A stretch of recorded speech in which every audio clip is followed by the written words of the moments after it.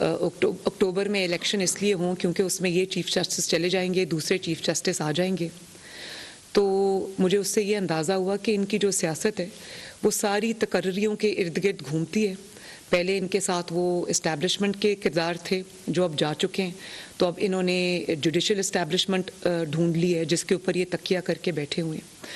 और जो लॉन्ग मार्च इन्होंने पहले किया उसमें इनका यही था कि वो जो चीफ ऑफ आर्मी स्टाफ की अपॉइंटमेंट होनी थी उसको कंट्रोवर्शियल बनाया जाए, उसको रोका जाए, क्योंकि इनकी पूरी सियासत अपॉइंटमेंट्स के इर्द गिर्द घूमती है, बैसाखियों के इर्द गिर्द घूमती है। इनकी पूरी सियासत जो है वो सहूलतकारों के इर्द गिर्द घूमती है।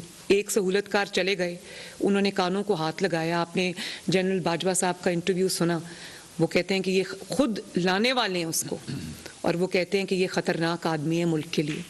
और अब जो उनके जो रिमेन्स हैं, जिनको रेमिनेंट्स हैं या जो वेस्टेजेस जिनको मैं कहती हूँ, या उनकी जो बाकियात हैं, 3-4 लोग जो जुडिशरी में हैं, ये उन पे तकिया करके अब बैठे हुए हैं। तो और आप ये देखें कि जिस तरह से मैंने पाकिस्तान की कम से कम तारीख़ में मैंने ये कभी होते नहीं देखा। आप लोग उसको मेरे से ज़्यादा गौर से बल्कि लीगल पॉइंट ऑफ व्यू से देख रहे होंगे कि एक शख्स जिसने ब्रेजनली, ब्लेटेंटली उसने पाकिस्तान के कानून को फ्लाउट किया, पाकिस्तान के कानून को पाँव के नीचे रौंदा।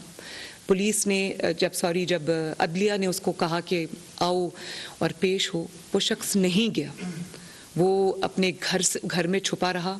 कभी उसने प्लास्टर का बहाना बनाया, कभी उसने बीमारियों का बहाना बनाया, कभी उसने जो है वो जान को मेरी ख़तरा है उसका उसने बहाना बनाया। वो नहीं गया। और जब वो गया, उसने जत्थे लेकर हमला आवर वो हुआ, लाहौर हाई कोर्ट में भी, जुडिशल कॉम्प्लेक्स इस्लामाबाद में भी। मुझे पाकिस्तान की तारीख़ में आप बताएं कब इन आंखों ने, या as a student of politics या आप एज स्टूडेंट ऑफ लॉ, आपने कब देखा है कि पाकिस्तान की तारीख़ में किसी को ये सहूलत हासिल हुई हो? और अभी नवाज शरीफ साहब के मुकाबले में इसको किसी ने उंगली भी नहीं लगाई। नवाज शरीफ साहब के ऊपर पनामा चोरी डाके का इन्होंने केस शुरू किया, और क्योंकि कोई सबूत नहीं था, झूठे मुकदमात थे, तो इकामा निकाल के ले आए, बेटे से तनख्वाह निकाल। मैं भी अपनी दुनिया का, पूरी दुनिया का ये वाहिद केस है जिसमें सिर्फ पाकिस्तान का नहीं, पूरी दुनिया में जो अदलो इंसाफ है उसका सर शर्म से झुक गया कि एक सिटिंग प्राइम मिनिस्टर को, एक इलेक्टेड प्राइम मिनिस्टर को आपने ब्लैक लॉ डिक्शनरी निकाल के आपने उसको सिर्फ इसलिए निकाल दिया क्योंकि उसके पास एक एक्सपायर्ड इकामा था और उसने अपने बेटे से जो तनख्वाह लेनी थी वो नहीं ली। मतलब इतने बड़े बड़े लीगल माइंड्स बैठे हुए थे और ये फैसला आपने किया। और उसके बाद जब कल जनरल बाजवा साहब ने ये बात कही कि बेगमात के कहने पर ये फैसले होते हैं और बेगमात के प्रेशर पे ये फैसले होते हैं, तो बेगमात का जो फ़ैन क्लब है, हमने तो हमेशा ये सुना था कि कानून अंधा होता है, इंसाफ अंधा होता है, वहाँ पर कानून पर फैसले होते हैं। मुझे तो पहली दफ़ा पता चला है कि बेगमात के कहने पर भी फैसले होते हैं।